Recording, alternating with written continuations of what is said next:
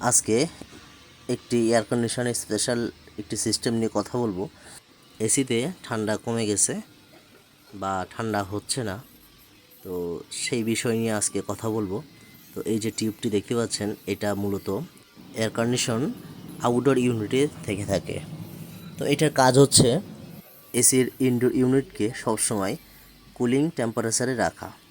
তো সেই ক্ষেত্রে এই টিউবটি যদি ব্লক হয়ে থাকে বা হালকা ময়লায় জ্যাম হয়ে থাকে, তো সেক্ষেত্রে আমরা অনেকেই টিউবটি চেঞ্জ করে দিই বা আমরা দিয়ে নাইট্রোজেন দিয়ে ওয়াশ করে সেটাকে পরিষ্কার করে দিই।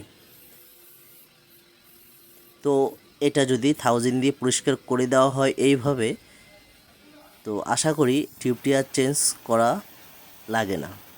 ভিডিওটি ভালো লাগলে সাবস্ক্রাইব করে পাশে থাকা বেল বাটনটি বাজিয়ে দিন। আপনাকে অসংখ্য ধন্যবাদ আপনার মূল্যবান সময়টি নষ্ট করে ভিডিওটি দেখার জন্য।